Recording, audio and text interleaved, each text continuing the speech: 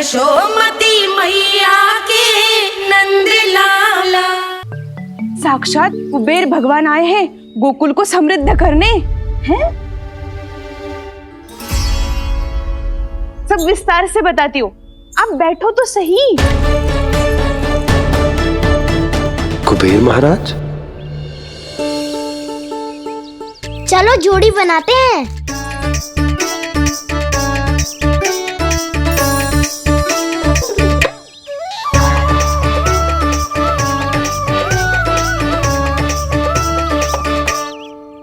मुझे तो किसी ने ना चुनो, मैं क्या करूं? अरे सुबल, तुझे तो सबसे महत्वपूर्ण भूमिका निभानी है। जो भी उस चट्टान को छूकर तेरे पास सबसे पहले पहुंचेगा वो जीत जाएगा।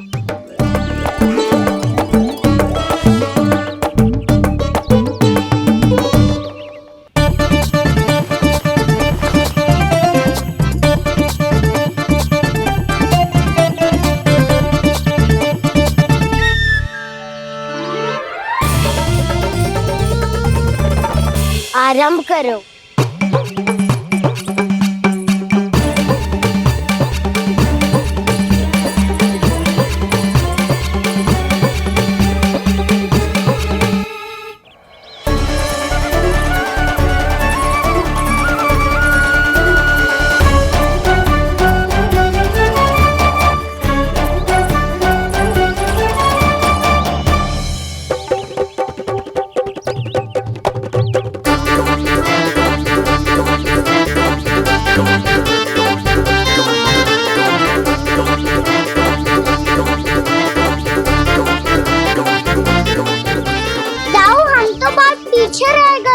चिंता मत करो कान्हा, दौड़ के आरंभ में ही सारी शक्ति लगाने से हारने की आशंका बढ़ जाती है। देखो वो दोनों थक रहे हैं, यही समय है अपनी गति बढ़ाने का।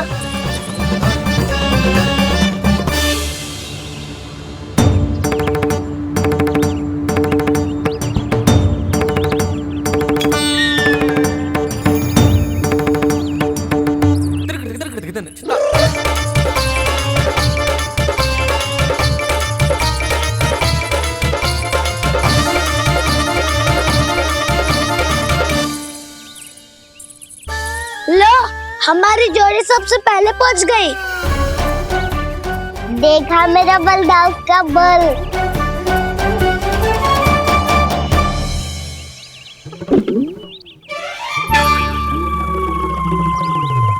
ताऊ, वो देखो।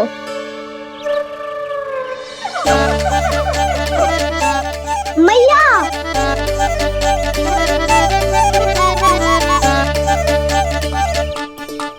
अपने परिवार या अपने सखाओं के साथ या किसी ऐसे व्यक्ति के साथ जिसे उसकी आवश्यकता हो, बांट लेना चाहिए ताकि सबके पास पर्याप्त हो और किसी को भी कछु कमी ना हो, किसी को वस्त्र के बिना रहना ना पड़े, भोजन के बिना सोना ना पड़े।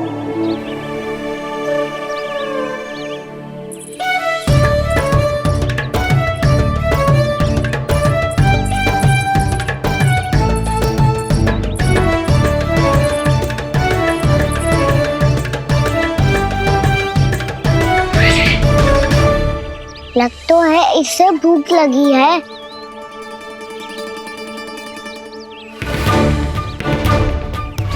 मेरी और क्या देख रहे हो? तुम्हारी पोटली में कुछ तो होगा, दे दो उसे। मेरे नैना मैया ने क्या की थी? जब हम किसी और को देते हैं ना, उससे अनेक गुना नारायण हमें वापिस कर देते हैं।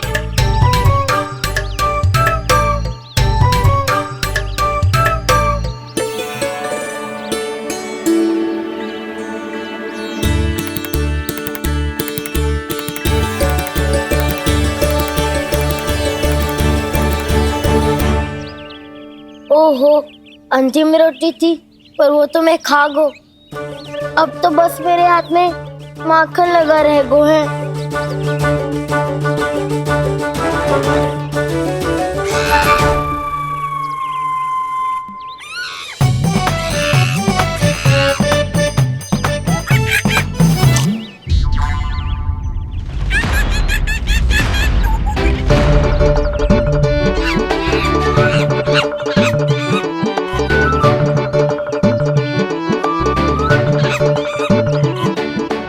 क्षमा करना सखा। तुम्हें देने के लिए मेरे पास कुछ नहीं है। अब आप ही बताओ, कोई 2 गुना मूल्य देगो तो हम शीघ्र ही धनवान बन जाएंगे कि ना? पर कोई 2 गुना मूल्य देगो ही क्यों? हो सकता है कि उनके पास अधिक धन हो, या उनकी तिजोरी में सामान आ रहा हो, या फिर उन्हें भलाई करने का रोग हो। हमें तो आम खाने से मतलब है ना नंदराज। गुटली किनके, हमें क्या लेना देना। मैंने तो निर्णय ले लिया है कि उसकी सिर्फ मान लोगी। बस नारायण को साक्षी मानकर जब प्रण ही तो लेना है कि सारा का सारा दूध, घी, माखन अब से केवल उन्हीं को देना है मैंने। बस इतनी मांग रखी उसने? हाँ, आपको विश्वास ना हो रहा हो तो गोकुल में किसी से भी पूछ लियो। 2 गुना दाम दियो है परमानंद जी ने, इसीलिए तो सबके सब आनंद के सागर में गोते लगा रहे हैं।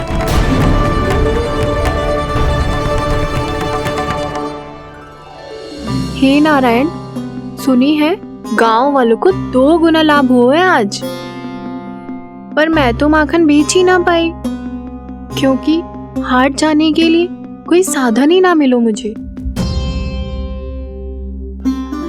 ये नया माखन अभी अभी बनायो है मैंने। प्रतिदिन जो माखन निकालती हूँ सबसे पहले आपको चढ़ाती हूँ, ये सोचकर कि कभी तो आपकी कृपा होगी। पर जाने आपका आशीर्वाद कब मिलेगा मुझे, पर जाने कब आपका आशीर्वाद मिलेगा मुझे। यदि इस बार भी मेरा माखन बेकार हो गयो ना, तो सच्ची कह रही हूँ, कल से भोग में आपको कुछ भी ना चढ़ाऊंगी मैं। कल से भोग में आपको कुछ भी ना चढ़ाऊंगी मैं। कान्हा, मुस्कुरा क्यों रहे हो? वानर महाराज की भूख कैसे मिटानी है पता है मुझे। कैसे? माखन से। पर माखन कहाँ मिलेगा? सावित्री मौसी के घर से। तो क्या तुम फिर से माखन चुराने की सोच रहे हो? डाउन मेरी बात प्रश्न ही नहीं उठता, इसकी अनुमति नहीं दूंगा मैं। गोकुल वासियों को ऐसा वचन देने की अनुमति ना दे सकता मैं। बिना सोचे समझे कैसे वो किसी अपरिचित व्यापारी के शब्दों पर विश्वास कर सकते हैं?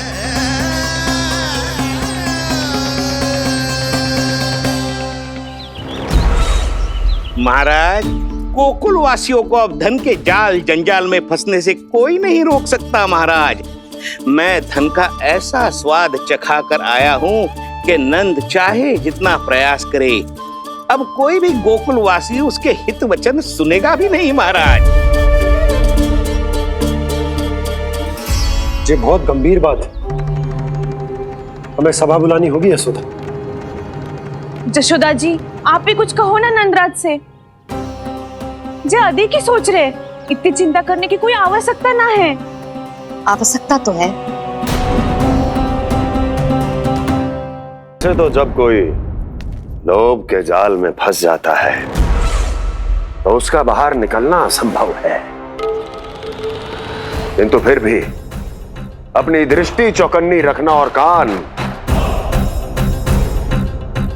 गोकुल में होने वाली हर हलचल पर, क्योंकि मैं नहीं चाहता कि उस छलिया विष्णु अवतार का कोई भी छल मेरे मार्ग का रोड़ा बन पाए। अवश्य महाराज।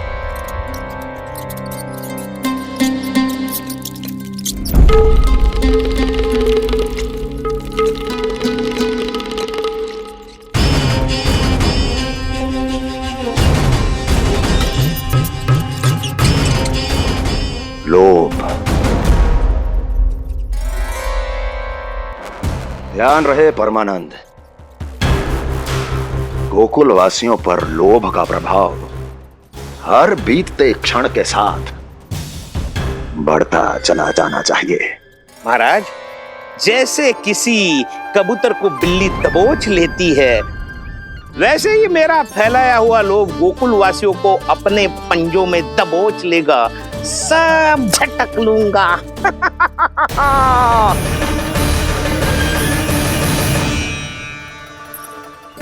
इससे पहले कि माखन पीला पड़ जाए, उसे आंच में तपाकर घी निकाल लेना चाहिए ना, तो पूरा का पूरा माखन बिगड़ जाता है।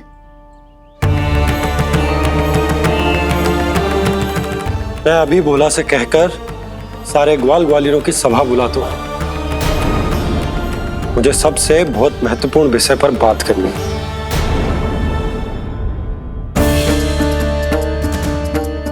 मति भ्रष्ट हो गई थी मेरी, जो यहाँ चली आई। अब कहीं ऐसा ना हो कि मेरा धनवान बनने का स्वप्न धरा का धरा रह जाए। सुलक्षणा, चिंता मत ही करो। अरे हम सबसे पहले तो वे अन्न के बारे में सोचते हैं। वे गोकुल वासियों को लोभ के फेर में कछु अनुचित ना करने देंगे। कहा ना मैंने, तुम्हें कुछ भी अनुचित करने नहीं दूंगा। दाऊ हूँ तुम्हारा। हाँ तो अनुचित बात करने देना दाऊ। पर मैं तो भलाई करना चाहता हूँ। भलाई? किसी की अनुमति या सहमति के बिना उसके यहाँ चोरी चुप के माखन खा लेना भलाई नहीं, चोरी कहलाती है। सखाओ, तुम ही बताओ, किसी भूखे प्राणी के लिए भोजन की व्यवस्था करना क्या तो है? भलाई। पड़े पड़े माखन सड़ने के स्थान पर किसी का पेट भरे, वो क्या तो है? भलाई। किसी की मन की इच्छा पूरी करना क्या हो तो है? भलाई। ठहरो ठहरो, चोरी करके किसकी मन की इच्छा पूरी करोगे तुम?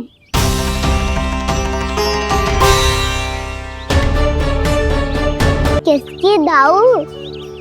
स्वयं सावित्री मौसी की।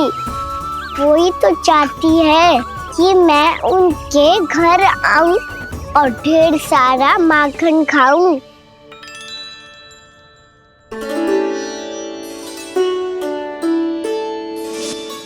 तो फिर अगला घर आपका। क्षण भर तो ऐसा लगो जैसे कान्हा ने मेरे मन की इच्छा सुन ली हो। वैसे कितना अच्छा हो तो यदि सुन ही ले तो। तुम्हारे कहने का अर्थ है कि सावित्री मौसी चाहती थी कि तुम उनके घर भी जाओ, जैसे जानकी के घर गए थे। ये बात तो उन्होंने मैया के सामने भी कही थी कि मैं उनके घर जाऊं।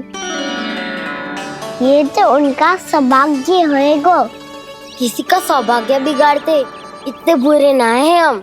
ये बात तो सही कही है। मुझे भी कुछ अनुचित ना लगता है इसमें। तुम तो सत्यवादी हो मधुमंगल, तुम्हें क्या लगता है? अब बोल भी दो, वानर महाराज भूखे हैं।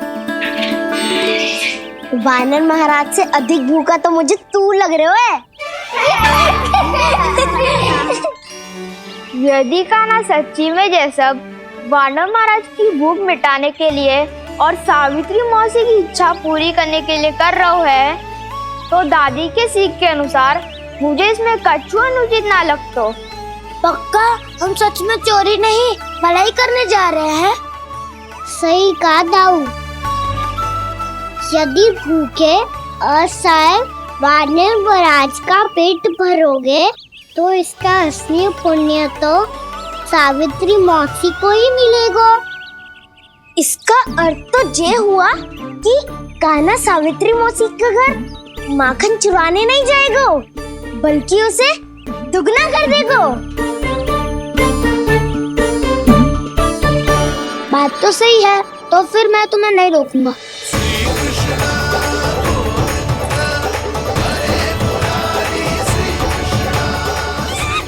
पर इस बार हम तुम्हें अकेले न जाने देंगे सखा।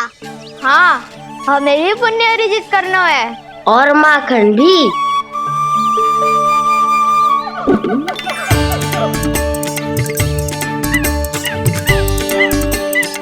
लगता है देव वानर महाराज भी हमारी टोली में सम्मिलित होना चाहते हैं। सबको ये कला सिखानी पड़ेगी। सही कहा सका, अच्छे काम का प्रचार प्रसार तो होना ही चाहिए ना। तो ठीक है, सिखा दूंगा और हमारी टोली कहलाएगी शौर्य विद्या प्रसारण टोली। और कान्हा तू बन जाइयो इसका अध्यक्ष और दाऊ बनेंगे उपाध्यक्ष। मुझे स्वीकार है। शौर्य विद्या प्रसारण टोली की जय! शौर्य विद्या प्रसारण टोली की जय! और सुनो क्या करना है और कैसे।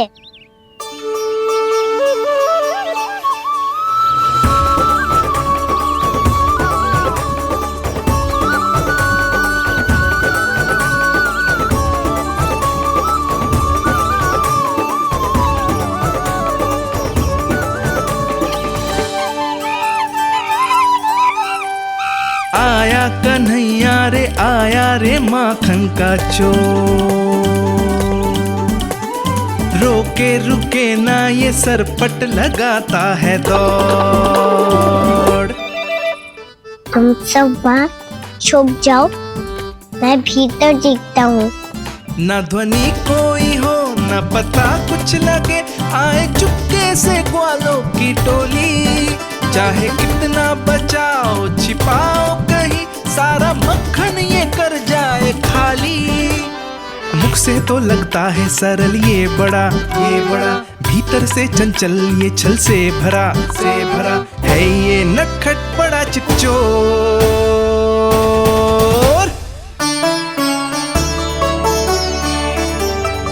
इतनी ऊपर टांग रही हो मासी।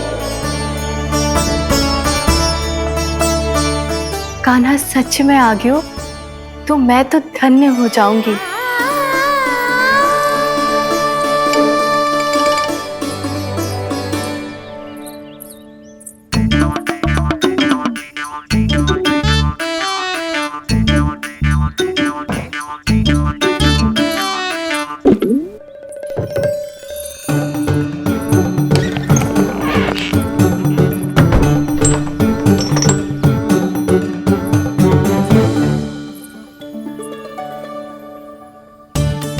मन तो करता है सारा दूध दही माखन उसे बुलाकर अपने हाथों से खिला दूं।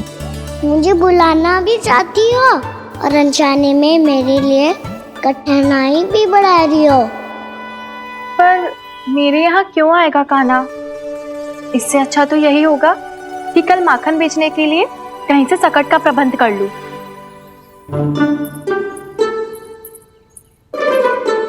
छुप जाओ छुप जाओ।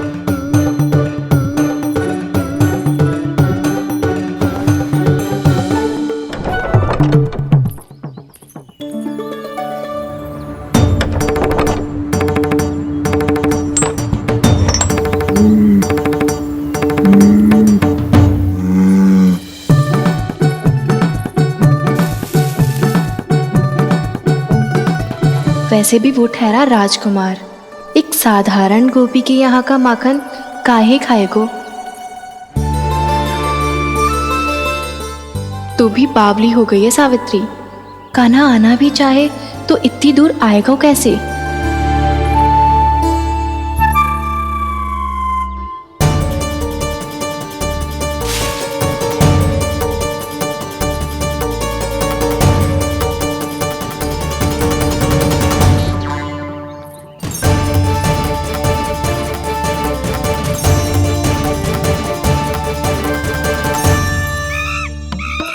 ओ मैया,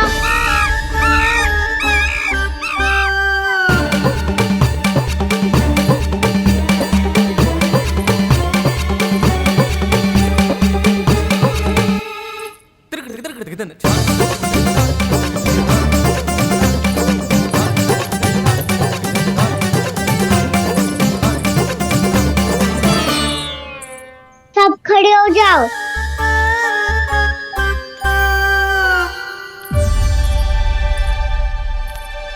सच्ची मैं भी कितनी बावली हो गई हूँ ना।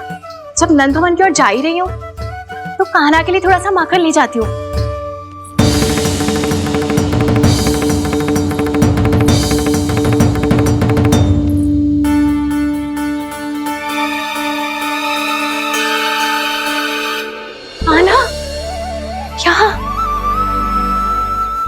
स्वप्न है या फिर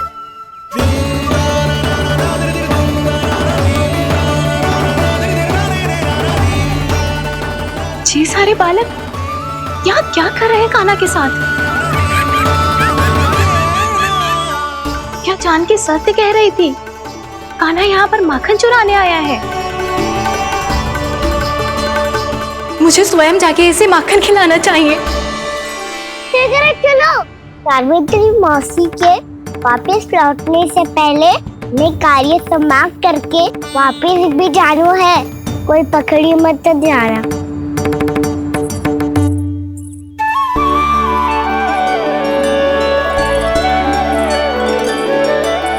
ये मुझे देख के भागो तो ना, ये जो कर रहा है, जैसे कर रहा है, मुझे करने देना चाहिए।